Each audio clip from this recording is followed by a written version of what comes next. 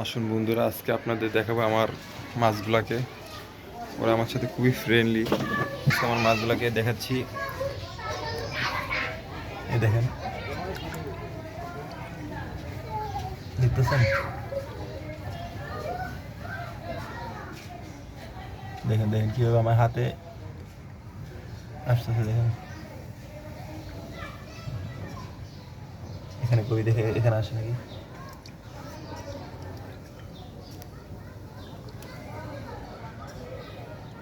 দেখতেছেন?